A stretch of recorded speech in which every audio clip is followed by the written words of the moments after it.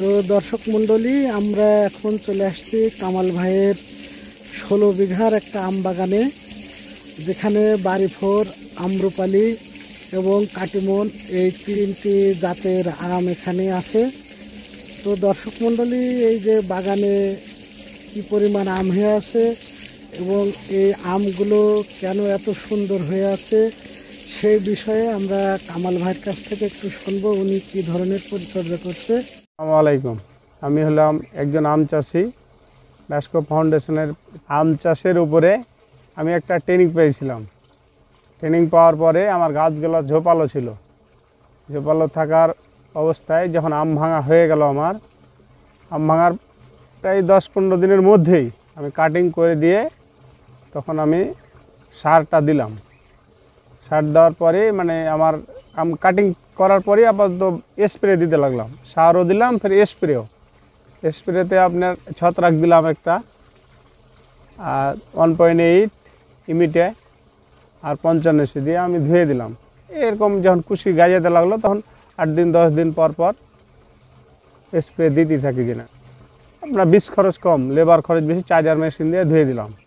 আমি কীটনাশকগুলা লিটারে 1 মিলি দিই, আর যেটা সালফার এটা লিটারে 2 মিলি দিই। আমার মুকুল আসার 15 দিন আগে থেকে স্প্রে শুরু করি। 15 দিন আগে স্প্রে করেছিলাম 1.8 ইমিটা গ্রুপের জাদিদ আর 55 জাহিম, আর আপনার সালফার হচ্ছে সাহার।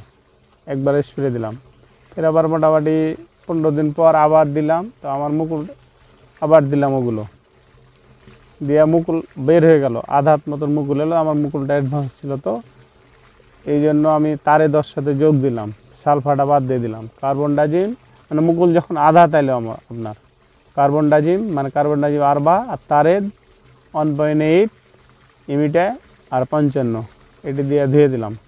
মুকুল যখন আধা তুলো, তারপরে মুকুল ফাটতে লাগলো।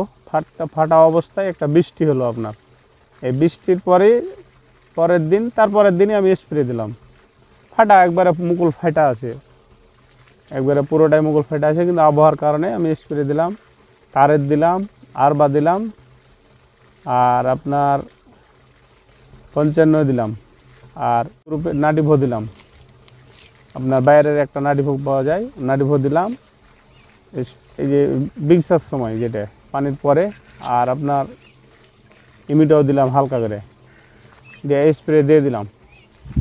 স্প্রে দেওয়ার ফের আবার 8 দিন পর দিলাম। 8 দিন পর আমি নাটিভো দিনে ইনতেফা গ্রুপের একটা ফিদা দিলাম, ওই একই গ্রুপেরই। আমাদের ইনতেফার পাইলাম যখন, তখন এটা দিলাম। আর তারেদ, আরবা, তারপরে দিলাম সাহাম, জাহিম বাদ দিয়ে সাহাম দিলাম। এই 5টা প্রোডাক্ট দিয়ে আমি ফের আবার 8 দিন পর ফের 8 দিন পর দিলাম 3টা স্প্রে। পানির পরে 3টা স্প্রে দেখে আমরা 8 দিন পর এগুলো দিই আপনার। তারপরে পরের স্প্রেতে যেটা আপনার পাইলট দিলাম, ইমিটা ছেড়ে দিয়ে পাইলট দিলাম, মানে চেঞ্জ করে আপনার 3টা স্প্রে পর 8 দিন পর দিয়ে মুকুলগুলো সব ঝরে গেল। দানা আল্লাহর রহমতে ভালো এলো, আমও চকচকে আছে। ওর সাথে 1.8 প্রত্যেকবারই থাকে যেন আপনার।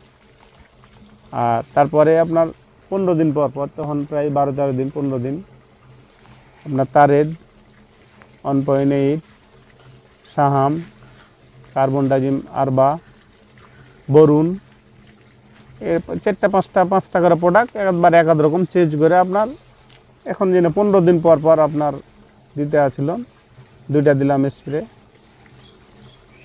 এটা দিয়ে এখন বর্তমানে আম উপযুক্ত, প্যাকেট করার উপযুক্ত। প্রায় মোটামুটি 40-45 দিন আম বয়স হয়ে গেছে আমার। প্যাকেটটা করব এখন, তো তাপমাত্রা অতিরিক্ত কারণে প্যাকেটটা করা হয়নি। আল্লাহ ঈদ শুরু করা হয়, তো 4-5 দিন পর আমি প্যাকেটটা করব। প্যাকেট সব উঠানো আছে আমার। এ বলে আমার বক্তব্য শেষ করলাম। আসসালামু আলাইকুম।